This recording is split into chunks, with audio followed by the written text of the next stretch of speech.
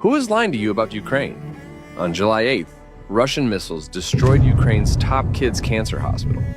Some hoped this atrocity would finally push the White House to lift its restrictions on Ukraine's ability to fight back. Instead, the Biden administration still refuses to give Ukraine permission to target the Russian bases from which Moscow launches daily attacks. We have decided that that is not an appropriate step for the United States. It seems they don't give a damn.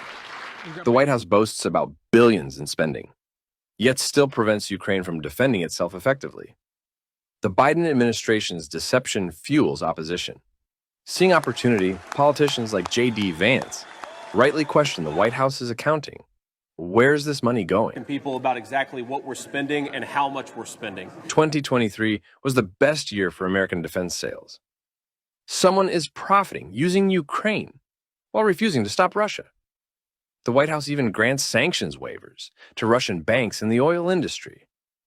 If the destruction of a children's cancer hospital won't compel the White House to help Ukraine win, what will? But let's not blame the free people of Ukraine, the only ones currently fighting and dying for the idea of freedom, for the sins of Washington. Isn't it time for a corruption elegy? In April, Senator J.D. Vance, now former President Trump's VP candidate, wrote in the New York Times a critique of Ukraine funding. The math just doesn't add up, he said. Let's take a look. There's some truth to this.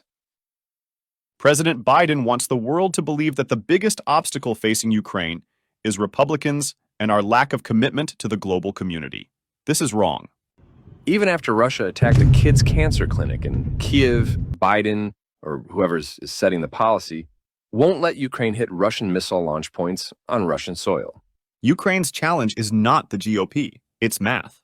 Ukraine needs more soldiers than it can field, even with draconian conscription policies, and it needs more material than the United States can provide. Let's look at the evidence. We actually have seen in Ukraine that a well-armed freedom can stop a mighty tyranny. Every time the West gives Ukraine the tools and permission, Russia is on the run, whether in the Black Sea or on the outskirts of Kharkiv. Mr. Biden suggests that a $60 billion supplemental means the difference between victory and defeat in a major war between Russia and Ukraine.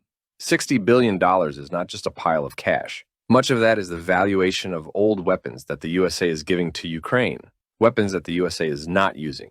A huge chunk of this is also to buy new weapons for the USA, weapons that even if there were no Russian war on Ukraine, America would still be buying anyway. Isn't it time for a corruption elegy? Let's keep looking at Senator J.D. Vance's essay against Ukraine in the New York Times. Fundamentally, we lack the capacity to manufacture the amount of weapons Ukraine needs us to supply to win the war. This would cost the American taxpayers dearly while yielding an unpleasantly familiar result: failure abroad. The USA is not paying dearly. Did you know that 2023 was the best year ever for sales of American weapons? The Biden administration's deep state policy of life support for Ukraine is a boon for the defense industry. I want some more. Give Ukraine just enough free samples to stay alive while showcasing powerful U.S. weapons. Then, by delaying Ukrainian victory, make Europe ever more afraid of the Russian threat so that European countries buy lots of shiny new weapons. What's the result? Booming business for the U.S. defense industry. The government isn't about good and evil. It's only about order or chaos. It's like a baker giving a customer a free sample cookie, and then the next customer buys everything in the bakery. The U.S. is profiting from Ukraine.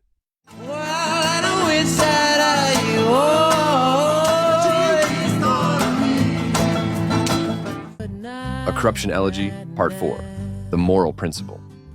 Let's keep taking a look at Senator J.D. Vance's words against Ukraine. Proponents of American aid to Ukraine have argued that our approach has been a boon to our own economy, creating jobs here in the factories that manufacture weapons. Okay, first Senator Vance says Ukraine is hurting the U.S. economy, but he knows that's not the case, so he switches to a moral argument. But our national security interests can be, and often are, separate from our economic interests. The notion that we should prolong a bloody and gruesome war because it's been good for American business is grotesque. You say U.S. support is prolonging a bloody and gruesome war. Have you asked Ukrainians about this? For Ukrainians, prolonging Putin's 3 days to take Kyiv is called staying free. And yes, Ukraine would like to win quickly, but Biden and the defense industry won a long war without victory. No, he doesn't need F-16s now. And you, the very opposition who could call out this hypocrisy, instead put the blame on the Ukrainians.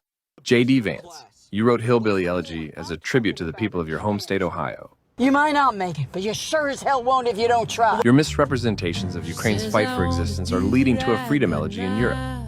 A well-armed freedom can stop a mighty tyranny. Patriots for Taiwan, but not for Ukraine.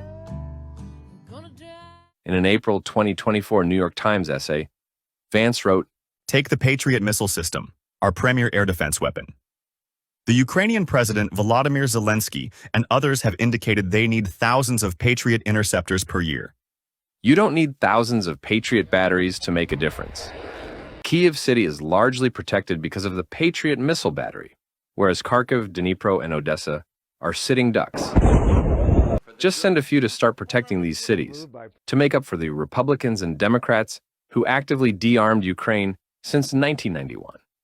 If China were to set its sights on Taiwan, the Patriot missile system would be critical to its defense. Why Taiwan over Ukraine? It can't be because of freedom, because Ukraine is also a country that loves freedom. Is it because of semiconductors? Did you know that Ukraine is home to some of the key ingredients of semiconductors? Or is this the typical political kicking of the can down the road, worrying about a future problem instead of focusing on the tricky conundrum requiring courage right now? You must say the decision is courageous. And that's worse than controversial. Controversial only means this will lose you votes. Courageous means this will lose you the election. Are we ever going to learn?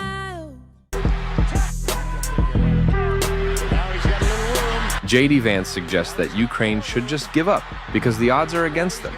Someday when the team's up against it. Russia has nearly 4 times the population of Ukraine. The Ukrainian military has resorted to coercing men into service. Yes, the situation is damn bleak, but this is because the Biden administration has talked a big game, all the while restricting Ukraine. Ukrainians have to wait until Russians enter their territory in order to strike. The White House bans Ukraine from striking the bases from which Moscow sends missiles upon hospitals, churches, schools, and homes every week. Many in Washington seem to think that hundreds of thousands of young Ukrainians have gone to war with a song in their heart and are happy to label any thought to the contrary Russian propaganda. Senator Vance, as a Marine, did you go to Iraq with a song in your heart? Yeah, it's grim in Ukraine, but it's a hell of a lot less grim than it was in 2022, when the Russians were at the edge of Kyiv and Kharkiv. Even if you don't want to support freedom in Europe, why do you have to slam the successes that the Ukrainians, the Ohioans of Europe, have attained?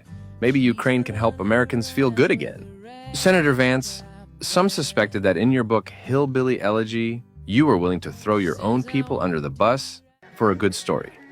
Is that what you are doing with Ukraine?